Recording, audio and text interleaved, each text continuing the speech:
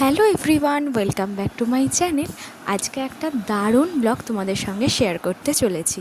আজকের দিনটা ছিল মহালয়া, আর এই মহালয়ার পূর্ণ দিনেতেই আজকে দিদির স্টুডিও ওপেনিংয়ের দিন। তো আমরা যারা দিদির স্টুডেন্ট তারা প্রত্যেকের কাছেই আজকের দিনটা খুব খুব স্পেশাল, আর ভীষণভাবে আমরা এক্সাইটেড যে কী রকমভাবে আর কি দিদি সুন্দরভাবে ডেকোরেশন করেছে সেটা দেখার জন্য। তোমরা রাস্তাতে দেখতেই পেলে কত দুর্গা মূর্তি এখানে তৈরি হচ্ছে। এটা হচ্ছে প্রশস্তকে আমরা পোটোপাড়া হিসাবেই চিনি। তো অনেকেই আনতে চলে এসছে প্রতিমাকে তাদের প্রতিমার নিজের জায়গায় নিয়ে যাওয়ার জন্য। তো আস্তে আস্তে দেখি আন্দুলের সমস্ত প্যান্ডেলগুলো প্রায় মোটামুটি রেডির পথে এবার এগোচ্ছে, কারণ দিনটা তো ছিল মহালয়া। আর দেখো কি সুন্দরভাবে লাইট দিয়ে একদম পুজো পুজো ভাব একটা এখানে চলে এসেছে। প্রায় প্রত্যেকটা প্যান্ডেলই জোর কদমে একেবারে তোড়জোড়, সেই জন্য একদম তুমুলভাবে শুরু হয়ে গেছে। তো দেখতে দেখতে চলে এসেছি দিদির স্টুডিওয়ে। মানে এসে তো একদম জাস্ট চমকে গেছি যে এত সুন্দরভাবে ডেকোরেট করেছে। আর এইটাই হচ্ছে মানে এখানেই আমরা এবার থেকে কাজ করব, এখানেই আমরা এবার থেকে থাকবো, মানে এটাই আমাদের এবার ব্লাশ বাই মোনালিসার এটা একদম পার্মানেন্টলি ঠিকানা।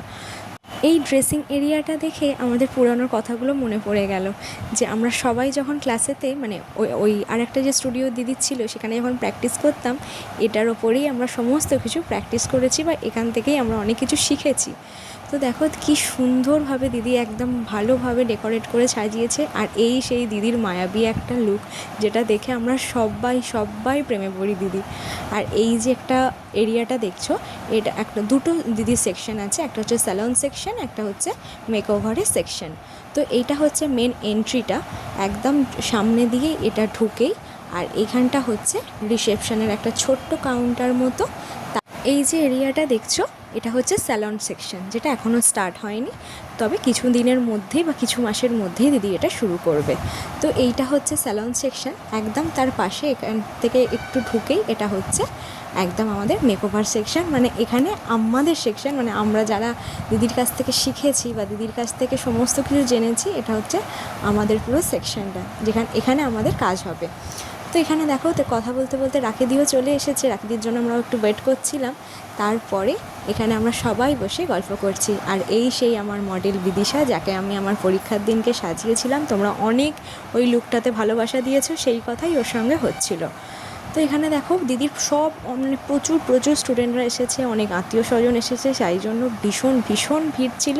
তো আবার যখন আমরা ফ্রি সময়ে যাব তখন তোমাদের সঙ্গে ভালোভাবে একদম এটা আমি শেয়ার করে নেবো। আজ দিদি ঠিক যতটা খুশি ঠিক ততটাই খুশি আমরাও, কারণ আমরা এই দিদির ব্লাশ বাই মোনালিসা টিমের একজন মেম্বার হতে পেরে সত্যি ভীষণ ভালো।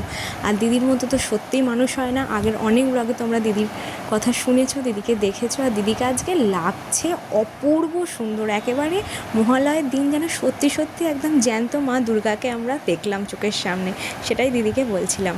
আর দিদির জন্য ছিল আমাদের তরফ থেকে একটা গিফট, সেটা তোমাদের সঙ্গে আমরা পরে শেয়ার করছি। আর এই যে তখন প্রায় 8:30টার মতো বেজে গেছিলো, তাই আমরা দেরি করিনি, আমরা চলে এসেছি। আর দিদি সবার হাতে একটা করে আমাদের দেখো সুনিতা আমাকে আনতে এসে গেছে। তো বাড়িতে গিয়েও আজকে একটা বিরাট চমক, তো সেটাও তোমাদের দেখাবো। তো এখানে রাখিদি আর রিমা একসঙ্গে চলে যাবে, আর আমি যাব ওর বাইকে করে, তাই ওদের একটু টাটা করে দিলাম। আর ওরাও বেরিয়ে যেতে তারপরে আমি চলে এলাম। আর রাস্তায় আস্তে আস্তে চারিদিকটা আলো দিয়ে মনে হচ্ছে হ্যাঁ সত্যি এবার পুজো চলে এসেছে। দেখো প্যান্ডেলগুলো কি সুন্দর করেছে। আর এইটা যেটা যাওয়ার সময় দেখাচ্ছিলাম, ওইটা ওই জন্য ভালোভাবে দেখালাম। এটা এখনও অনেকটা রেডি হতে প্রায় বাকি, আর কালকেই এটার উদ্বোধন ছিল ভার্চুয়ালি। আর এই যে বাড়ি এসে একটু রেস্ট নেওয়ার পরেই মা বাপি চলে এসেছে পুজোর তত্ত্ব দিতে। এখানে দেখো সবাই মিলে বসে একদম আড্ডা জমে উঠেছে। বোন আসতে পারলো না, কারণ বোনের একটু পড়ার চাপ ছিল সেই কারণে। আর মা বাপি এসেছেও অনেকটাই লেটে আমি আসার পরে। এই যে আমাদের এখানে পুজোর তত্ত্ব এখানে বাপি এখানে রেখে দিয়েছে। এবার গল্প করে নিয়ে একদম শেষে তারপরে গিফটগুলো দেখার পালা। এবার একে একে বাপি যেটা যা সেটা জামাটা দিচ্ছ বাবার হাতে। এইটা মেজজেঠু সুমিতকে দিয়েছে এবারের পুজো। আর বাপি মাকে আলতার শিশিগুলো আগে মানে সাইড করে রেখে দিচ্ছে। তো আমার আর এই যে চুড়িদার হয়েছিল, এটাও মেজজেঠু আমাকে তত্ত্বের সঙ্গে মেজজেঠুর পুজোর গিফটটা বাপি এনেছে। তো এবার দেখা যাক আমার আর মায়ের জন্য কি শাড়ি আছে, তো সেটাই বাপি খুলছে আস্তে আস্তে। এইটা ছিল আমার সেট, আগে মাকে বাপি দিয়ে দিচ্ছে। এটা ছিল মায়ের জন্য, আর এটা পুরোটা মানে এই একটা গাউন আর একটা শাড়ি, এটা আমার জন্য। কথা বলতে বলতে আর আড্ডা দিতে দিতে কখন যে সময়টা চলে যায় বোঝাই যায় না।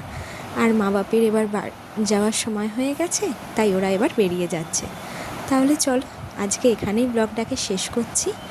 দেখা হচ্ছে তোমাদের সঙ্গে আবার নতুন কোনো একটা ব্লগেতে। আর এই যে গিফটটা দেখছো, এটা ছিল আমাদের তরফ থেকে দিদির জন্য একটা ছোট্ট উপহার। তো অবশ্যই জানিও এটা কেমন লাগলো। আর আমার আজকের সমস্ত ছবিগুলো আমার ফেসবুক প্রোফাইল স্নেহা ঘোষ হালদারেতে সমস্ত ছবিগুলো আপলোড করা থাকবে, তোমরা গিয়ে অবশ্যই কিন্তু দেখে এসো। তাহলে সবাই সাবধানে থাকো, সুস্থ থেকো, ভালো থেকো, আর অবশ্যই কিন্তু দুর্গাপুজো জমিয়ে এনজয় করো। আর সুভাষ মিনি ওয়ার্ল্ডের সঙ্গে থাকতে একদম ভুলো না।